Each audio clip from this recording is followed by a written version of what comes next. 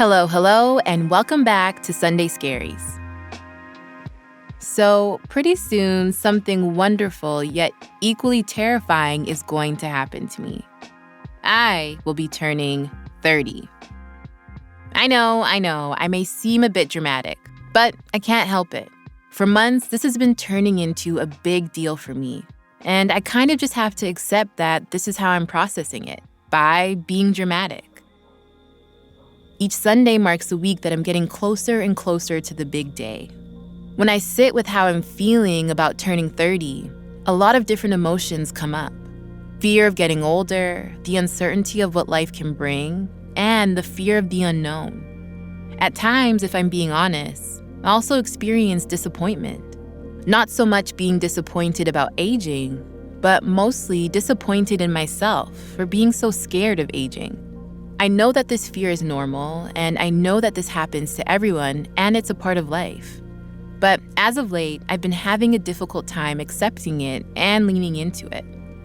The other thing I've noticed is that I feel totally confused about how growing older works in the sense of setting ourselves up for success. Like, do I have enough retirement set aside? Am I really going to be working for the next 3 or 4 decades? Is this it? Is this what life is about? In realizing how worried and anxious I am, I couldn't help but compare myself to an actual older person, my mom. When I interact with her, she doesn't have a sense of dread. She's happy and she's healthy. She's not living in fear like I currently am. And same with my dad. Ever since I could remember, he's always told me that age is a state of mind. You're only as old as you feel. So this had me thinking, why am I afraid? My earliest memory dates back to when I was 8 and had experienced my first loss. My aunt, who was always hip, happy, and healthy, suddenly passed away. I remember vividly being so confused about, where does she go now? What's next? And when will this happen to me? I think those feelings of uncertainty and unknown have stuck with me ever since. Aging is a reminder of the impermanence of life and mortality. And I know your mortality is never very fun to think about because no matter what age you are, getting older, the weeks passing by, this change is scary yet inevitable.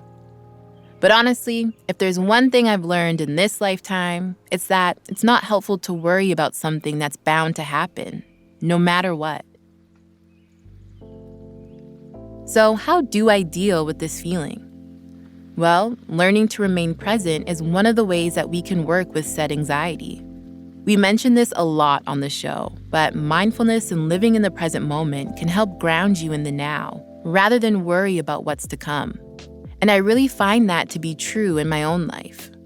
When I'm present with those feelings of fear, doubt, whatever it might be, I can acknowledge them because they're valid and offer myself compassion. That usually sounds like, this is scary, and this feeling deserves my attention in this moment. I know I'm not alone in how I'm feeling. Another thing I found helpful is reframing my thinking around aging. Getting older is a gift.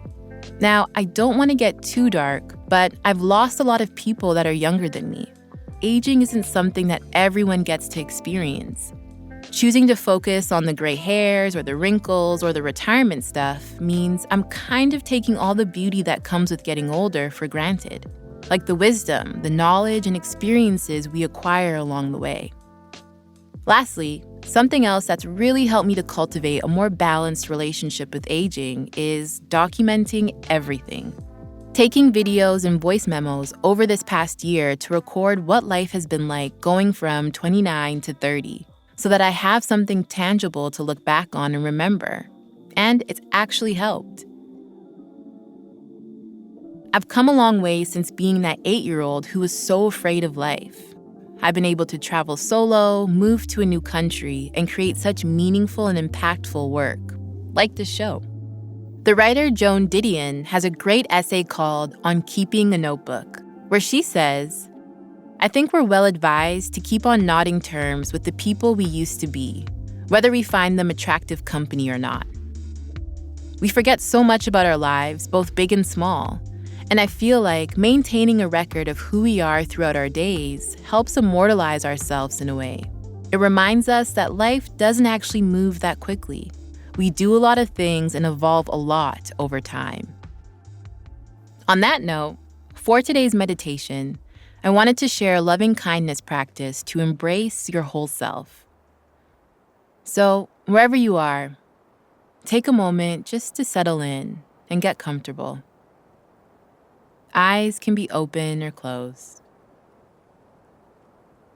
And then taking some nice, big, deep breaths. Breathing in through the nose and out through the mouth. Just allowing the body to soften and feeling the weight of the body press down.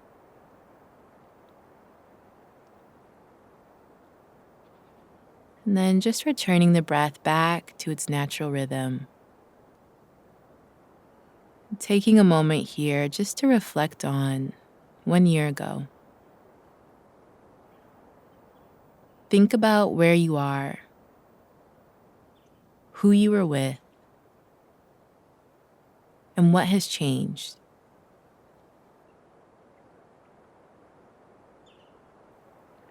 Now, bringing the mind into the future. Seeing the future you. And where you desire to be 1 year from now.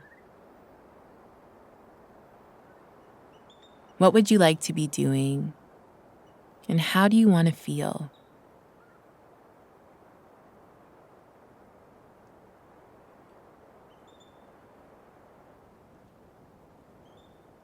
And then being with the you now that is here in this moment. And gently holding those versions of you in your mind. Repeating these phrases after me. May I be happy and peaceful. May I be safe and protected. May I be healthy and strong. And may I be filled with joy, ease, and well-being. And just breathing that in and letting it go. And slowly returning the focus back to the body. Feeling the weight of the body pressing down on the surface beneath you. Maybe wiggling your hands and toes. And when you're ready, slowly and gently opening the eyes. Just taking a moment here to notice what came up for you and how that practice felt. Now, the truth is, we all get old. It's a fact of life, whether we like it or not. And because aging is a constant, it's important to find a sense of peace and acceptance within this journey. Our fear doesn't change it, it doesn't stop it, and it doesn't slow it down. It really just makes it less enjoyable and prevents us from being in the moment and savoring each moment. Growing older is a journey, and so is learning to accept it. Being patient and compassionate to yourself is all a part of the process. If you'd like to learn more about this, I highly recommend listening to the Longtime Academy podcast by Headspace Studios. Each episode explores the concept of time and how to cultivate a relationship with time, and how to be a better ancestor for future generations. My favorite episode is titled How to Stretch Time, which dives deeper into what we discussed today. Thank you so much for taking the time to listen to what feels like an entry into my diary, and I hope this episode was helpful. I'll see you back here next week when I'll dive into my inbox and answer a pretty juicy listener question. Until then, take good care.